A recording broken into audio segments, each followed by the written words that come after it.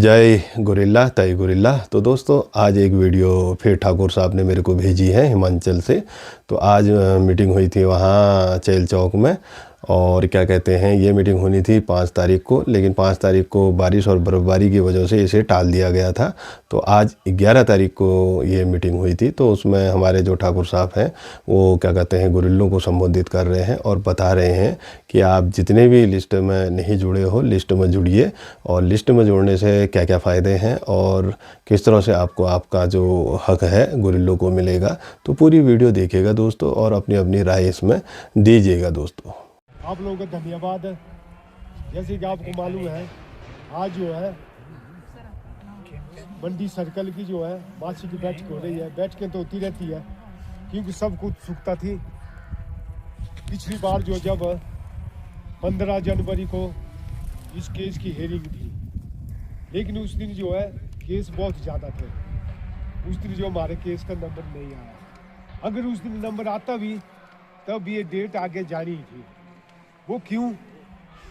पहले जो है मैं आपके ध्यानार्थ एक बात लाना चाहता हूँ। सबसे पहले जो डिपार्टमेंट ने 4 पेज का काउंटर एफिडेविट लगाया था, लेकिन जब हमारे फेवर में देखा उन्होंने कि ये तो भाई गुरिल्लों का फेवर में जो है ये डिसीजन आ रहा है, क्योंकि माननीय कोर्ट ने जज महोदय ने यही बोला था भाई इनके लिए जो एक मतलब ठोस नीति जो स्कीम थी उसके बारे में बोला था। मतलब इसके बारे में एक जवाब मांगा था उनसे, या पुनरुपचार का बोला था, या भाई क्या जवाब देना चाहते हैं आप, उसके बारे में बोला था। तो जब डिपार्टमेंट को लगा यहाँ तुम्हारी हार निश्चित है, और हमें भी लगा था कि भैया अब तो डिपार्टमेंट कोई न कोई नीति बनाएगा, लेकिन हो सकता है ऊपर से प्रेशर पड़ा हो।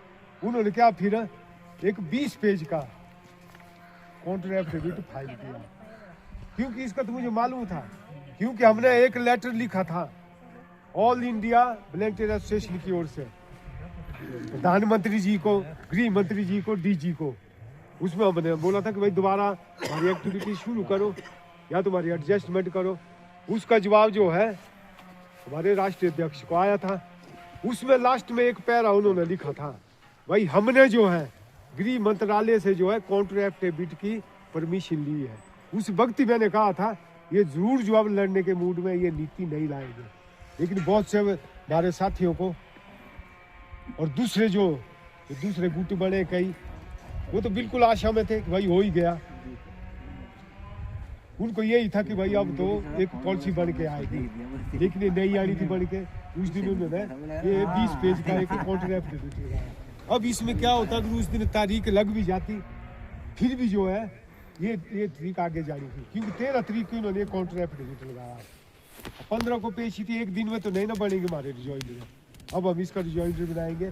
उसमें जो कुछ एक चीज़ें मैं आपके ध्यानार्थ ला रहा हूँ, जो जिस चीज़ के लिए वो मतलब ऐसा तो नहीं लिखा इन्होंने हम नहीं देंगे, लेकिन उन्होंने वो ही पुराना हिसाब किताब किया यार भाई क्या था क्या नहीं, आपकी कमियां निकाली है उन्होंने। इसका मतलब ये डिनाई है ना उनकी तरफ से। अब जो है इसके ऊपर हम रिजॉइंडर बनाएंगे बहुत सोच समझ के, और उसमें आपकी सहायता की भी जरूरत पड़ेगी। जो भी डॉक्यूमेंट होंगे, हो सकता है आपके एक डॉक्यूमेंट से केस का रुख बदल जाए, जैसे कि 2011 की स्कीम थी हमारे पास, इससे जो कोर्ट केस का रुख बदला वैसे ही हो सकता है आपके पास भी। तो जो भी डॉक्यूमेंट है उनको हमें देने की कृपा करें। अब जो कुछ एक लोग क्या कह रहे हैं, खासकर जो दूसरे साथी हमारे साथी भी कुछ एक है, वो यही बोले कि भाई ये तो बिल्कुल ही हो गया, बिल्कुल पॉजिटिव है। दोस्तों मैं तो यही बोलता हूँ दिल्ली अभी दूर है, इस चीज़ को समझने इस इशारे को मैंने पहले भी बोला था, बहुत मुश्किल है अभी भी। वो जो उसका मतलब उन्होंने इस चीज़ को पढ़ा ही नहीं, इसको आप स्टडी करो, इसमें उन्होंने पिछला ही दिया है।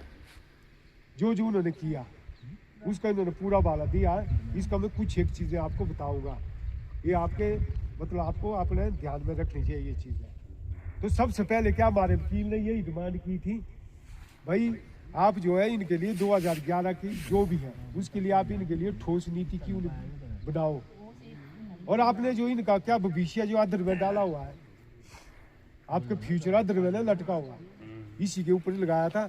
तब जाके जज महोदय ने वो उस दिन एक मतलब ये ऑर्डर किया था। तो अब ये इन्होंने जो काउंटर एफिडेविट लगाया है उसमें अब कुछ एक चीज़ें मैं बताऊंगा। सबसे पहले क्या बोलते हैं, ये जो इन्होंने अपनी असमर्थता जाहिर की है, असमर्थता जाहिर करने का क्या मतलब होता है? भाई हम नहीं दे सकते, यही होता ना। अगर नहीं होती तो उन्होंने आपके लिए स्कीम बनानी थी, पॉलिसी बना के स्कीम पेश करनी थी। असमर्थ तो उन्होंने जाहिर किया। सबसे पहले क्या बोलते हैं वो, सेवा की प्रकृति। इसमें यही बताते हैं कि भाई आपका जो है उनके पास कोई भी आधिकारिक रिकॉर्ड नहीं है। फिर बोलते हैं आपका जुड़ाव जो भी था एसएसबी से वो वॉलंटियरी था, स्वेच्छा से था। पॉइंट देखो इनके, इसका मैं बताऊंगा भाई क्या क्या इसका जवाब होगा, ये बताया उन्होंने।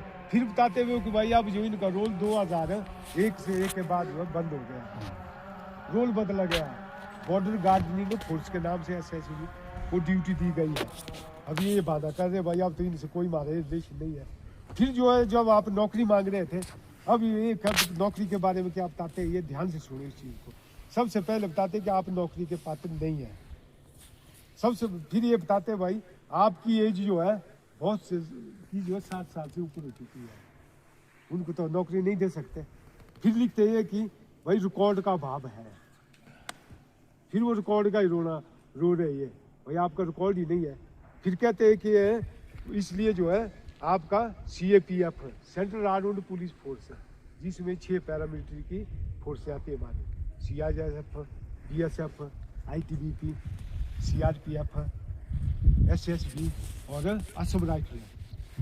जो NSG है इसमें मिली जुली होती है, ये जो है CAPF नहीं है, इसमें आर्मी की कमांड होती है और डेपुटेशन की होती है। इसमें सारे जो NSG है 6 फोर्स है हमारी CAPF में। इसमें बताते हैं कि इसमें शामिल करना आपको क्या है मतलब असंभव है। फिर उसके बाद देते तीसरा पॉइंट, फिर क्या ये है राज्यों का असहयोग, ताकि कि राज्य सरकार इसमें सहयोग नहीं कर रही है, क्योंकि इन्होंने 2012 में, 2014 में, 2016 में राज्य सरकारों को एक पत्र लिखा था, भाई आप जो है जो भी सेंट्रलाइज्ड स्कीमें हैं उसमें इनको एडजस्ट करो। दिया था होमगार्ड, फिर दिया था SPO, बहुत कुछ दिए थे इसमें। फिर दिया था वो पिगरी का, फिर इंटरेस्ट फ्री लोन, ये दो। अरे इस चीज़ की तो क्या जरूरत है आपको, ये तो आपको ऐसे स्टेट से मिलती है। लेकिन अब तो स्टेट इसको दे ही नहीं सकती, उन्होंने कोर्ट में दिया एफिडेविट का हम नहीं दे सकते, और अब तो हिमाचल गवर्नमेंट तो दे ही नहीं सकती। इनके पास तो आप बोलते कि ना DA देंगे और पेंशन में कटौती कर रहे हैं सब जगह। अब तो स्थिति में नहीं है ये तो, लेकिन ये बोलते कि इनका असहयोग रहा। फिर क्या बोलते हैं, ये वित्तीय बात आ रही है इसमें जो पैसे का।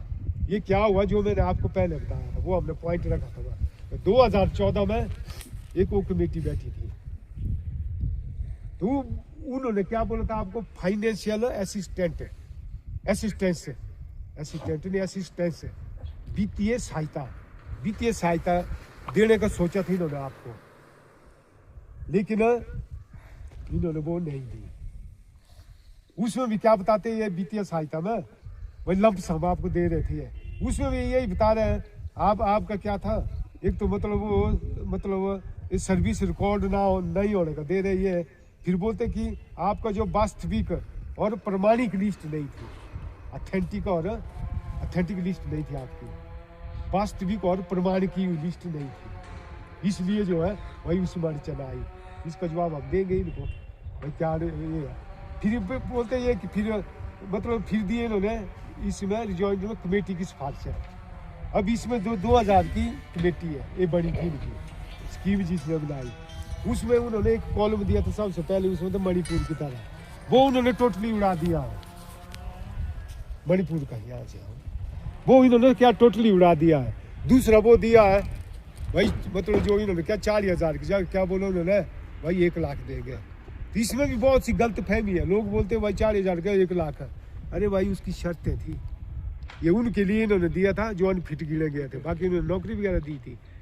और इसमें इन्होंने क्या किया था, जो 7 साल से कम उनको दी थी इन्होंने ये, और उनको भी पर ईयर 2,000 दिए थे। हाँ, जिसका 40,000 से ऊपर बढ़ता था उनको 40,000 क्या इन्होंने वो लास्ट लिमिट थी इसकी फिक्स की हो, तो भाई इससे ज़्यादा किसी को नहीं मिलेगा।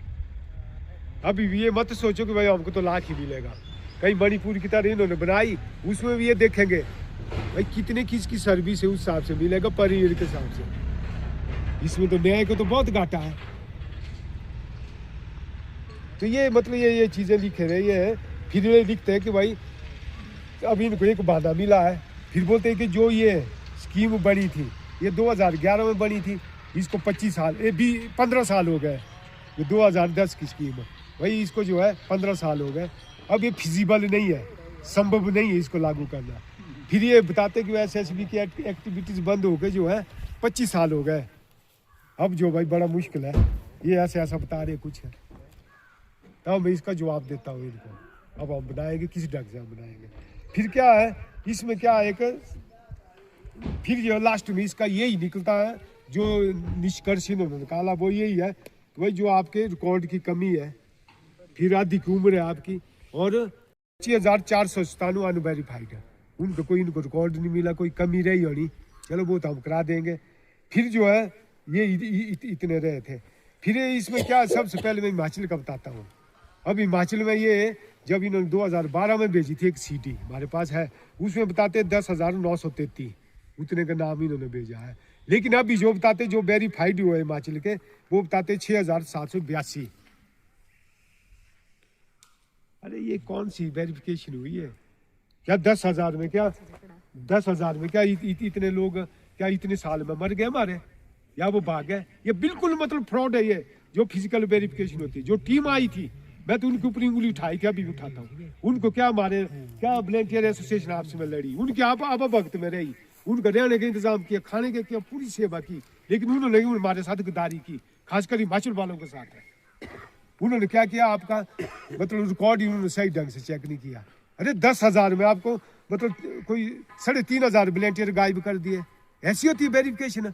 ये हम बताएंगे, इसीलिए को बताओ भाई क्या कर रहे हैं। अरे भाई हम बताएंगे, इसीलिए दोस्तों इसीलिए मैं आपको बोलता हूँ जो ये लिस्ट का है, कुछ एक तो बोलते नहीं भाई उनका ही होगा जिनकी लिस्ट लगी है, मैं ये तो नहीं कहता, हो सकता सब का हो, लेकिन मैं आपको इसलिए बोलता हूँ इस केस में जुड़ जाओ, लिस्ट में नाम लिखाओ। क्यों?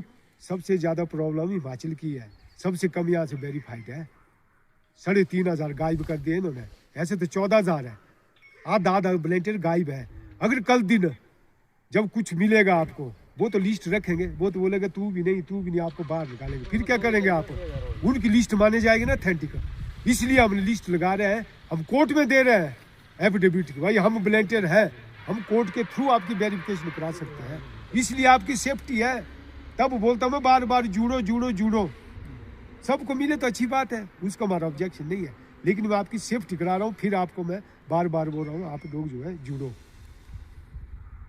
क्या आप चाहते हैं ऐसा? चाहते हैं ना? ऐसा तो नहीं चाहते कि कोई छूटे। तो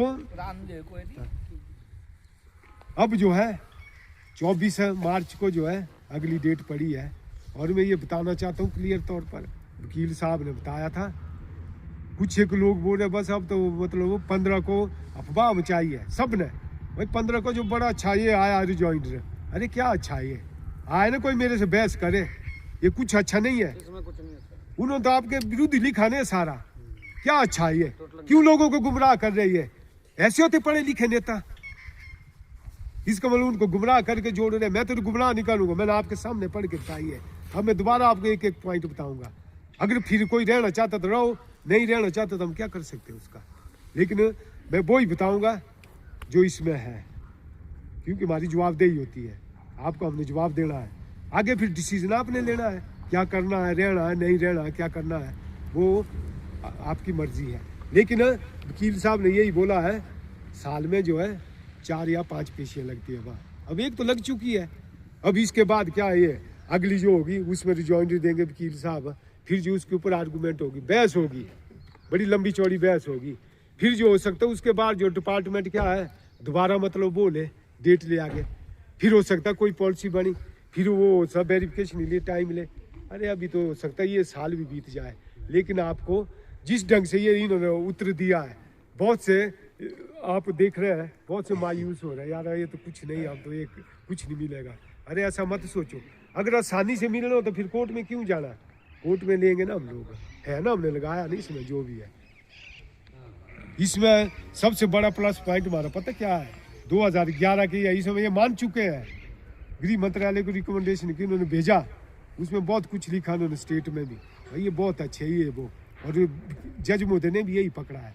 अरे आपका बहुत सॉलिड पॉइंट है, और इनडायरेक्ट पता ही इनका क्या है, हर बार ये यही दे रहे हैं तो उबरेज है ये वो, ये जो है आपको हो सकता है पेंशन दे या लंप सम ये देने के मूड में है, लेकिन नौकरी के मूड में ये नहीं है जो इसमें लिखा है।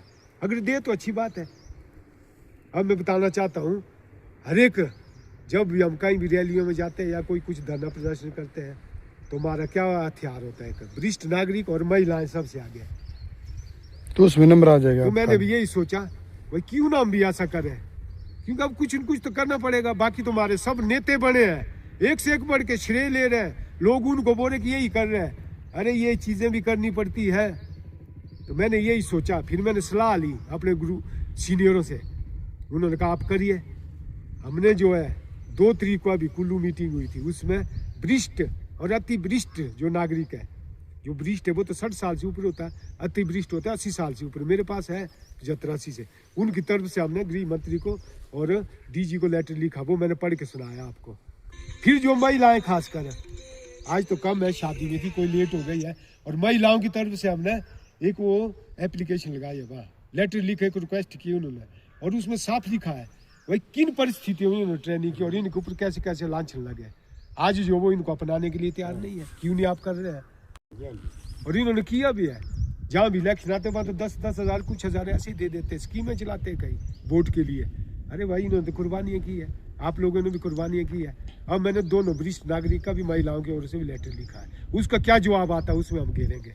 इसलिए लिख रहा हूँ मैं, जितना हम लिखा पढ़ी करेंगे उतना ही वो कोई वीक पॉइंट होगा तब हम घेर सकते हैं ना। इसलिए मैंने ऑल इंडिया के सबसे रिक्वेस्ट किया था, ये छोड़ो लोगों को ठग। 2 क्लिप में लूँ। चलेगा, इसलिए मैंने बोला था वही लोगों को ये गुमराह करना छोड़ो। अरे भाई ये पॉइंट पकड़ो, ये टाइम हमारे पास है, लेकिन वो कहाँ पकड़ेंगे, वो तो श्रेय लेने की ओर में है ना। जो दूसरा गुट है वो तो पीछे भी आए थे, 40-50 औरतों को लेकर बस हो गया हमारा, ऐसे ही होता है दोस्तों। कोर्ट में भावना नहीं चलती, वहाँ चाहिए तो डॉक्यूमेंट। हमने डॉक्यूमेंट भी पैदा किए और करेंगे, और वो डॉक्यूमेंट जब लगाया उसको एक्सप्लेन करना आना चाहिए, ये नहीं कि एक कागज लगाया हो गया, उसको एक्सप्लेन करना आना चाहिए वही हम मांग रहे, क्यों मांग रहे हैं, तब जाके मतलब उनके दिमाग में उठाना पड़ता है। ये सरकार के तो अब नहीं बैठा है, ये तो देने के मूड में नहीं, अब जज मोदी के दिमाग में उठाना पड़ेगा, ये तभी आपको ये मिल सकता है। इसलिए मैं आपसे अनुरोध करता हूँ भाई आप धीरज रखिए, ऐसा मत सोचो। बहुत से लोग यही बोलते हैं, एक वो वीडियो निकला आजकल, भाई ये तो कुछ नहीं है, कुछ नहीं दे रहे ये वो रिजॉइंडर में।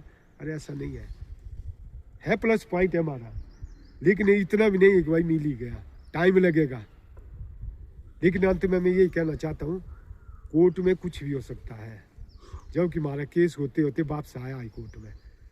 ये भी हाई कोर्ट है, यहाँ बहस होगी, किस ढंग से वकील बहस थे वो हम बताएंगे उनको। तो जो भी फैसला होगा, तो अब मैं सबको यही कहता हूँ, और वॉलंटियर भी यही कहते हैं हमारे, अब हम कुछ न कुछ फैसला लेके ही रहेंगे। इसलिए मैंने अनुरोध किया था जो हमारे साथ जुड़े हुए थे, अगर जुड़ना चाहते तो जुड़िए, नहीं जुड़ना तो कोई बात नहीं।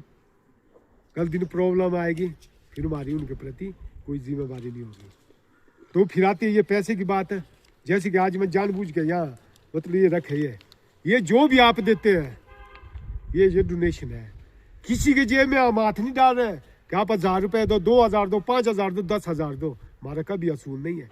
यहाँ भी हमने इस जगह पर 100 रुपये मेंबरशिप से किया है, अभी भी कईयों की जो है 200-300 या ये सुप्रीम कोर्ट की फीस, और 1200 रुपये भरा हमने, अभी भी जो है 50,000 के करीब पूरा करना है, वो हम लोगों ने किया। पूरा कहाँ से किया है, और आप लोगों ने जो आते हैं, फिर भी अगर किसी ने उंगली उठानी वो मेरे से बात करे ना।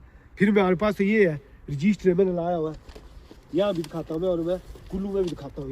ये है ऑडिट का रजिस्टर, आपका अलग रजिस्टर है, कुल्लू का ये पैसा देखो, ये ऑडिट है बाकायदा। मैं तो बोलता हूँ कोई आए पकड़े ना हमको उंगली उठाए, बाकियों को मैं बोलता हूँ अगर उनमें भी अगर थोड़ी ईमानदारी है, संगठन अगर सही ढंग से चलाना है, संगठन में पारदर्शिता होनी चाहिए, ऑडिट होता बाकायदा, क्यों नहीं ऑडिट कराते। फिर जो ये संगठन, जो ऑल इंडिया का संगठन है हमारा, चला है तो चलो जैसे भी चला है, लेकिन मैंने एक एहसास दिलाया है, जैसे ऑल इंडिया का संगठन बोलते ऑल इंडिया, इसकी कोई पहचान नहीं थी दोस्तों। सब जो ब्रह्मानंद डालाकोटी को ही मानते थे, लेकिन मैंने एक चाल चली, तभी मैंने अभी जो लेटर लिखवाया थे दुहाटी जी से, रमेश दुहाटी जी, उनके नाम से, अब वो प्रधानमंत्री जी को भी गया, गृह मंत्रालय को भी। अब वो ऑफिशियली क्या है, रमेश दुहाटी जी जो हमारे राष्ट्रीय अध्यक्ष है, उसमें राष्ट्रीय बॉडी का भी नाम है, इसलिए मैंने वो लेटर लिखाया था। लेकिन बाकी इनको समझ नहीं, हमारे ऑल इंडिया संगठन को भी नहीं, तो वो तो बोलते ही है ही नहीं संगठन, क्या मान्यता है इसकी। अब हमने मान्यता दी है इसको, क्यों? प्रधानमंत्री को हमने लिखा, गृह मंत्री को, SSB DG को, वहां से हमको जवाब आया, दैट्स मीन्स कि वो जो ऑफिशियल हमारा संगठन बन चुका है, इसको अब कोई नहीं ला सकता। और अंत में यही रिक्वेस्ट करूंगा आपसे, धीरज रखिए, है ना, होगा देर से बेर, है ना, आपको आपका हक मिल के रहेगा। इन्हीं शब्दों के साथ आपको धन्यवाद करता हूँ। जय हिंद। तो दोस्तों, आपने वीडियो देखी होगी किस तरह से हमारे जो प्रीतम ठाकुर जी हैं वो गुरिल्लों को संबोधित कर रहे हैं और बता रहे हैं कि इसमें मैंने एक अभी लेटर लिखा है, वरिष्ठ नागरिक और अतिवरिष्ठ नागरिक। अतिवरिष्ठ नागरिक आते हैं 80 साल से ऊपर और वरिष्ठ नागरिक आते हैं 60 साल से ऊपर को। तो इस तरह से मैंने एक लेटर DG को भी लिखा है और PMO को भी लिखा है, और क्या कहते हैं, देखते हैं उसका जवाब क्या आता है। तो इस तरह से उसमें पूरी डिटेल उन्होंने बताई है दोस्तों, और जो लिस्ट में जुड़ना चाहते हैं जुड़ सकते हैं। तो आज की वीडियो को यहीं पर रखते हैं, कल मिलते हैं आपको और भी नई वीडियो के साथ। तब तक के लिए thanks for watching, bye bye.